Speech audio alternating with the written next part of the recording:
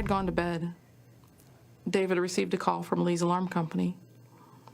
The front door of the pawn shop had been breached. This time he didn't wake me up to tell me. He probably knew I would have tried to stop him or insist on going with him.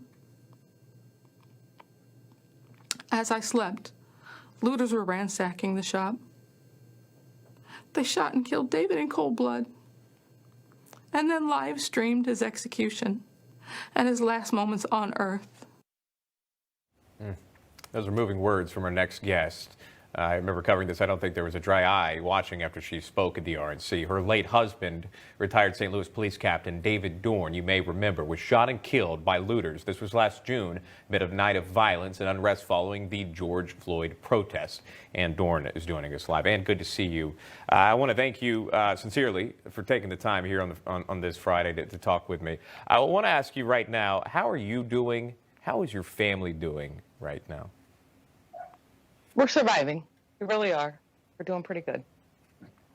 Well, I appreciate that, sharing that with us. I know no loss is easy, and I know how close you and your husband were. I believe you were married for nearly 30 years, if I understand that correctly. Yes. And his memories live on with you today, and I know you have such happy ones. And I want to touch on that and the man that he was. Before I do get to that, I want to ask you about this. For weeks, we've seen since the January 6th riot, you saw the Capitol. We all watched along. We've heard Democrats defending law enforcement and denouncing violence all after this one incident. But how did you feel listening to that, knowing that they dismissed much of the unrest over the summer, billions of dollars in damage, but forget that fact. So many deaths actually happened in those summer riots, most notably including yours, the death of David Dorn, your husband of almost 30 years. Compare that to me of watching this play out on cable news. The hypocrisy is just, it amazes me that, we watched Washington burn months before. We watched St. Louis burn. We watched Seattle burn. We watched Milwaukee burn. People lost their businesses and their homes. And many people died. And all during these riots that the Democrats were promoting, and they were telling them, yeah, stand up for your rights. Let's do this. And now, when the Republican Party stands up for their rights and do it peacefully, it's suddenly a riot. I just can't understand the thought patterns behind it. And when you hear the charges, not to get into the weeds with it, but former President Trump is facing his second impeachment, the charges inciting an insurrection. Do you believe that former President Trump incited the violence in the Capitol? No, I do not. I heard his speech. I was home. I heard it. He was talking about having a peaceful protest. I think the impeachment is ridiculous. It's unconstitutional. You can't impeach a civilian. He's a civilian. How can you impeach a civilian?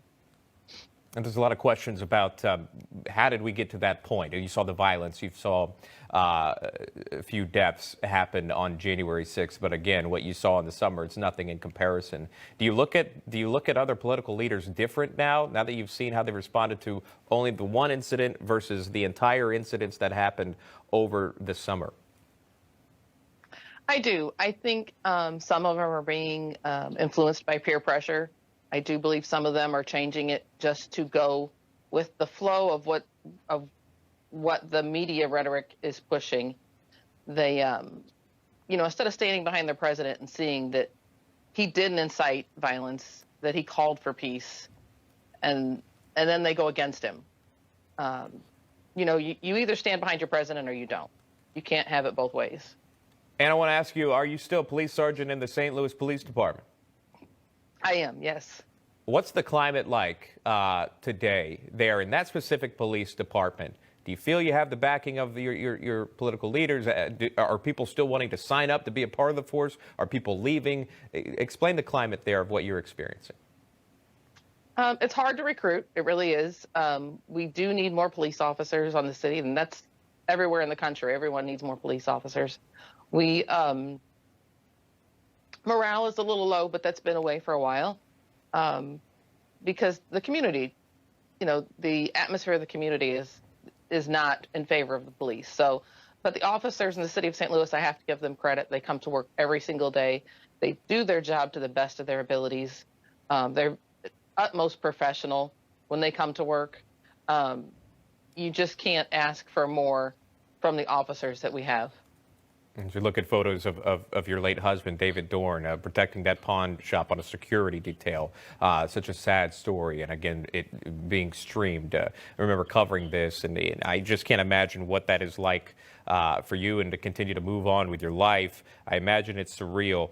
I want to ask you about the badge around your neck. Obviously, if I interview you in person, I would be able to pick these things. I always try to find something of a guest that I see that stands out. Tell me about that badge. It is a badge. It has David's name on it. It has his rank. And there's a saying on the back, but it's too small for me to read with my glasses on. But it talks about, it has the saying about no greater love is shown for a man that gives his life for a friend. And how are you remembering your husband today in moving into, I don't know if you celebrate this or not, but Valentine's Day is this weekend, and it's a time to, at least share your love with somebody. And I imagine that's difficult for you. How are you remembering your late husband today? We always have fun. We've always laughed. We've always carried on. He was never one to send me flowers on Valentine's Day. At least that's what he told me. But he always surprised me, and I always ended up with a bouquet of flowers on Valentine's Day, despite him telling me he would never send me a bouquet of flowers. But we usually had dinner planned somewhere. We would go out. There used to be a biggie Valentine's Day celebration party here that we always attended and we supported. It was a huge fundraiser for the Police Wives Foundation, and we never missed it. We had so much fun there. We laughed, we joked, we danced, we were part of the raffle. We helped them raise money to support families of police officers. And that's how we always spent our Valentine's Day. I imagine both of you have that giving back feeling, if you will. Both of you, just like what you shared there. You're always doing something for someone else, and that's exactly how your husband will be remembered here in America, and he'll be remembered by you in those personal fun moments like the ones you just shared there with the flowers. Yes. And anything else you wanted to say before I let you go? David's shoes are going to be a big one to fill. He was such a giving spirit, and he was such a kind man, and a man of God and a man of service. We won't see too many of him in our lifetime, and it's a shame he was taken from us too soon.